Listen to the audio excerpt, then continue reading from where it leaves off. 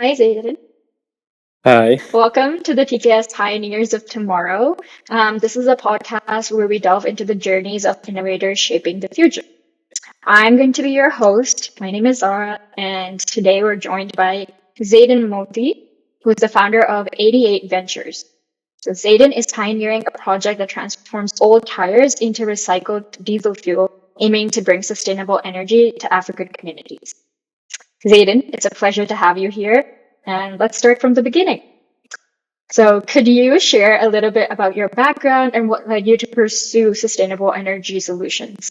I grew up in South Africa, Johannesburg, South Africa, and I ended up leaving to study in London, which at the time in South Africa we actually had blackouts about 3 to 4 times a day due to something called load shedding.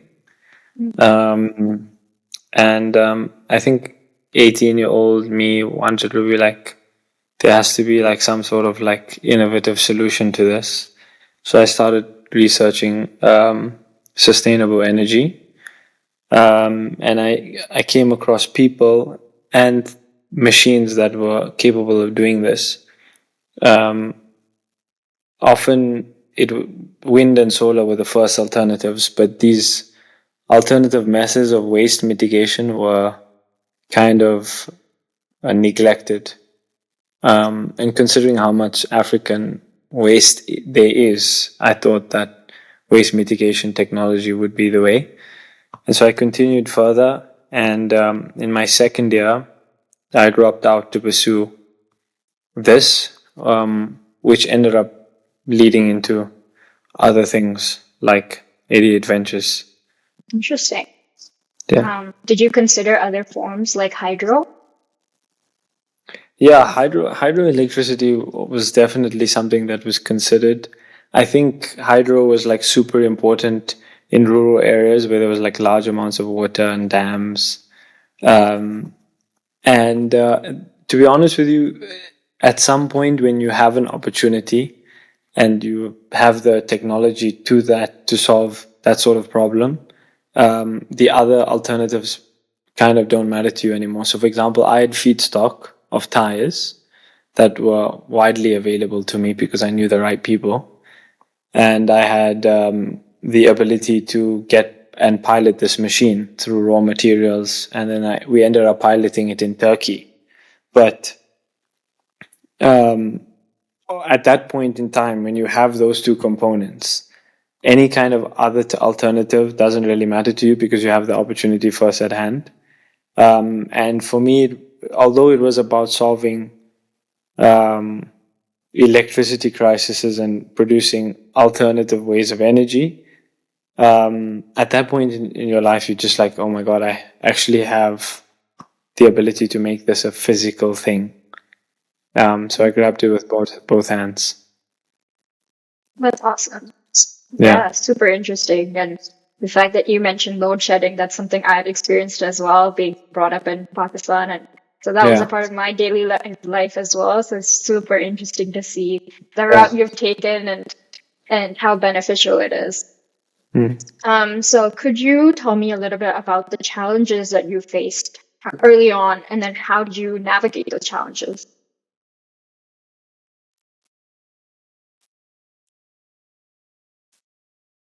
I think early on, um,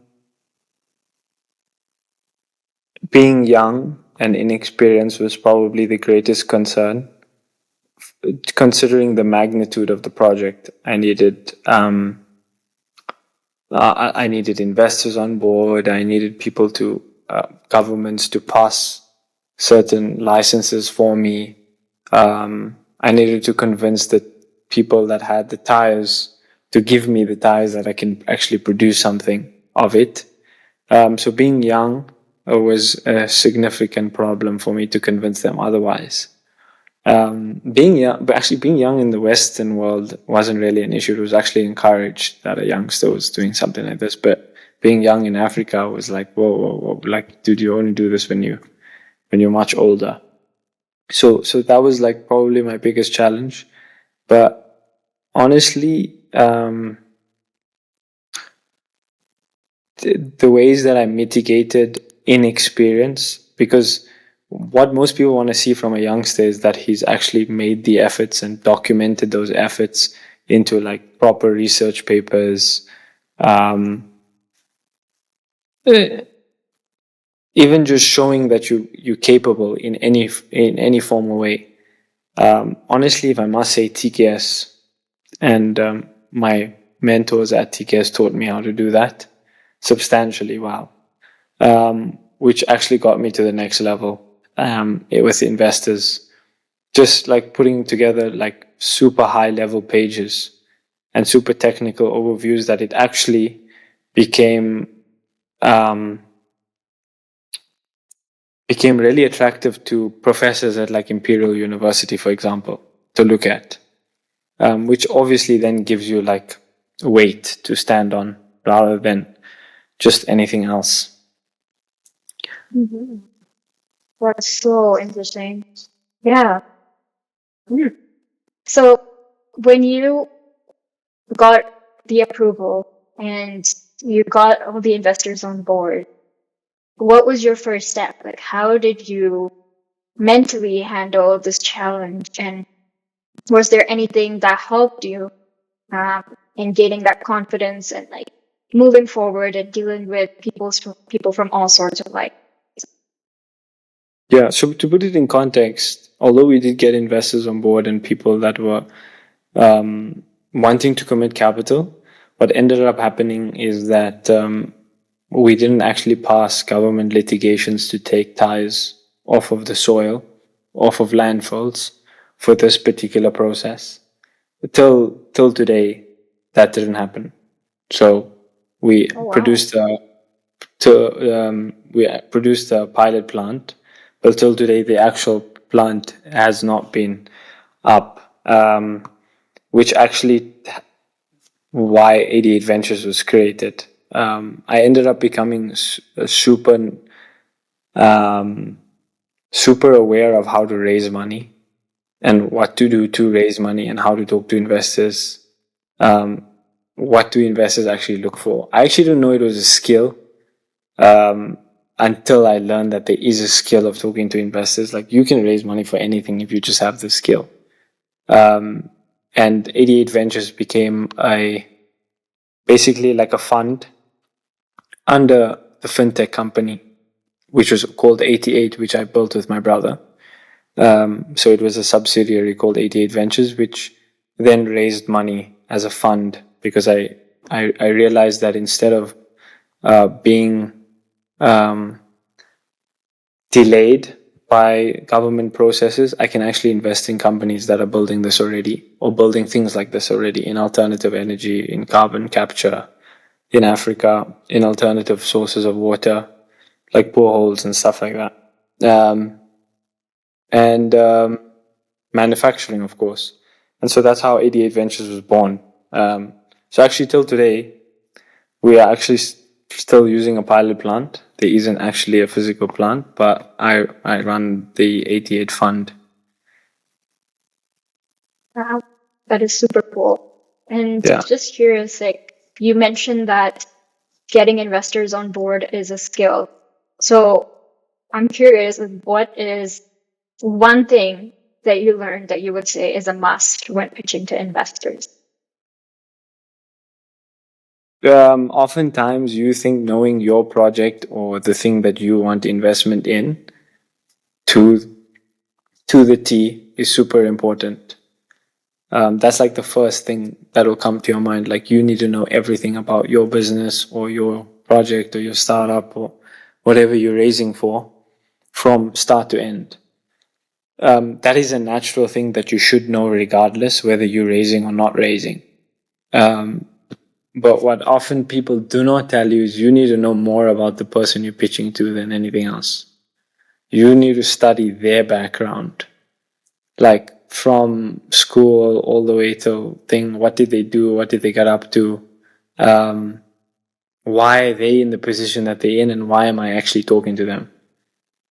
If you study them, that's probably your biggest win. Because at the end of the day, your project is good is one thing, but they have 1,000 other projects that are also really good. they want to know what speaks to them as a founder. So be yourself. Well, obviously be yourself, but you need to study them and why they're in the position. In addition to them, you need to study the company. So let's say it's a VC fund like Andreessen Horowitz, for example. You need to study how Andreessen Horowitz operates more than anything. Who they talk to, why their process is the way they are, and how Andreessen Horowitz started. Like, what are the foundations that they started off as?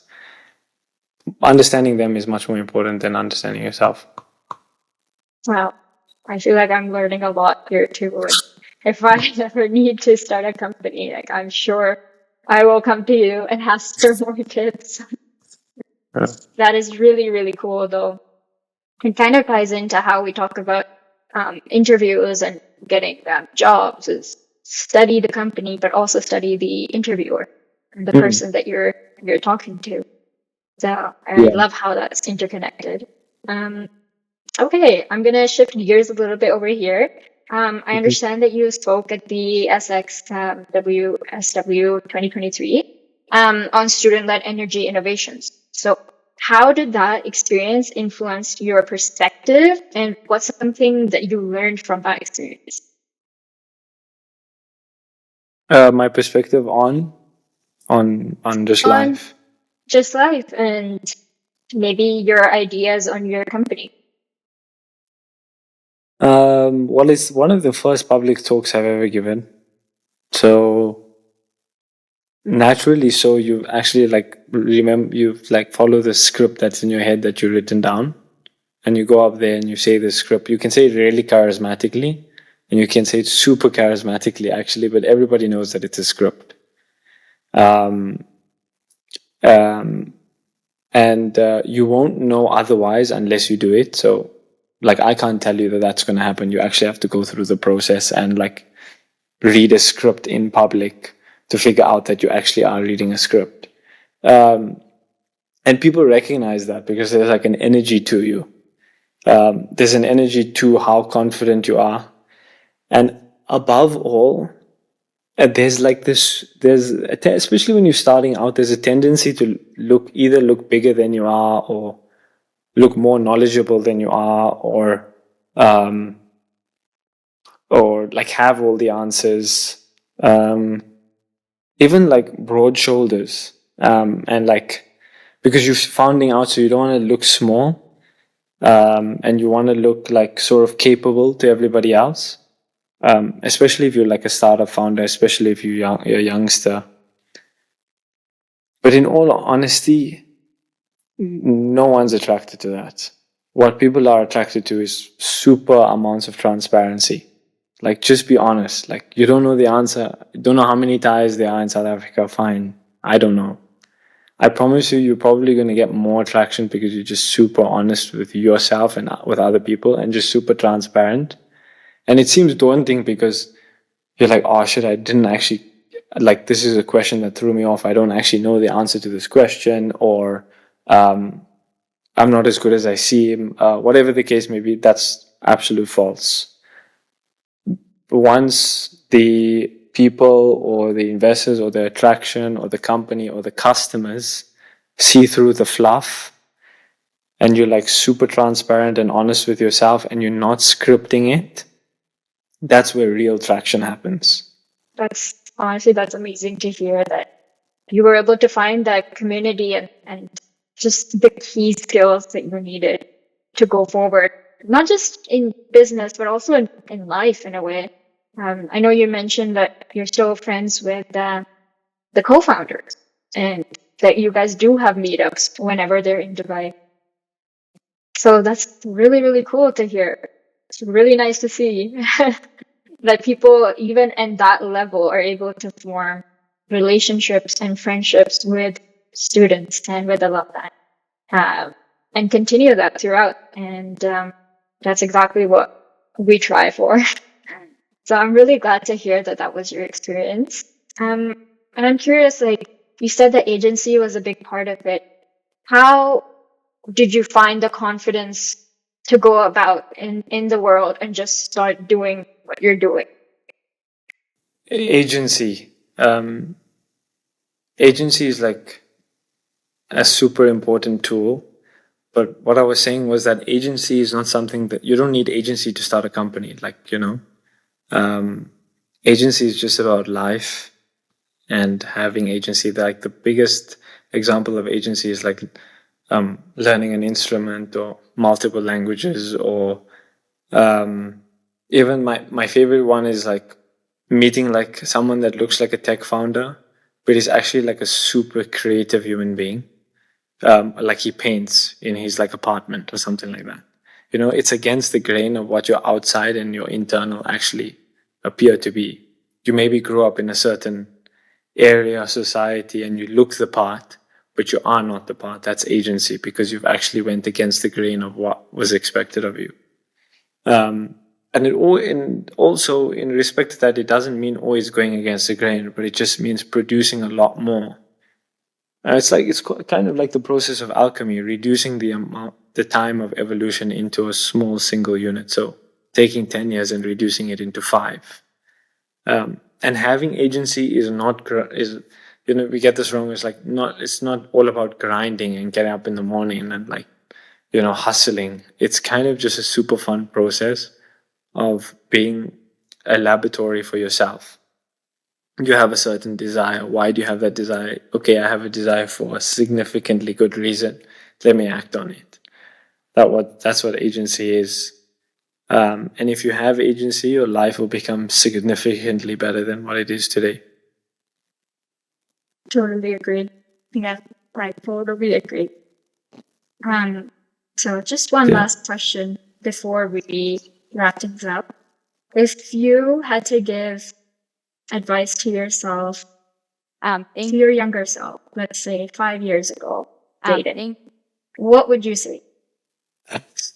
This is a little bit of a difficult one, because naturally I would say keep doing exactly what you were doing, to be honest with you. I think slow down in the sense of not slow progress, but oftentimes our mind is moving faster than we are. And so it reduces our presence in the present moment. I think a lot of the times when I was growing up, my mind was moving much faster than I was. And so most of my time growing up wasn't necessarily present. And oftentimes people who are significantly ambitious or have desires to be a certain someone or somewhere, or build something, your mind moves faster than you are, which isn't a bad thing. It isn't a bad thing to have ambition. I mean, extreme ambition is always a good thing. However, learn to stop the mind from moving at certain points in time of the day to be in the present moment. I think that's super important. And modern day meditation and any other alternatives, even religious alternatives, is significantly valuable to your life, more than you think. So I'll tell my brain to slow down. Yeah, I love that. Taking a moment to be in the present and enjoying where you are, whether it's where you thought you'd be, you didn't think you'd be, or maybe even where you're hoping to be in the future. So I think that's really, really sage advice. So just enjoying being in the now and taking a second for yourself and your mental health. So, and just Don't try to be smarter than the universe. Don't try. But you can be, but don't try.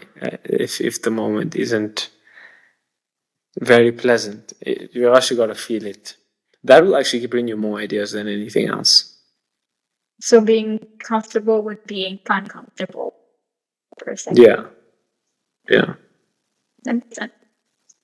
Well, thank you so much, Zaydan, for joining us and for sharing all your insights. It's really been a pleasure to speak to you, and I have learned a lot. I'm sure that our viewers will too. So, thank you so much once again for joining, and I hope that we get to chat soon. Thank you so much, guys. Appreciate it.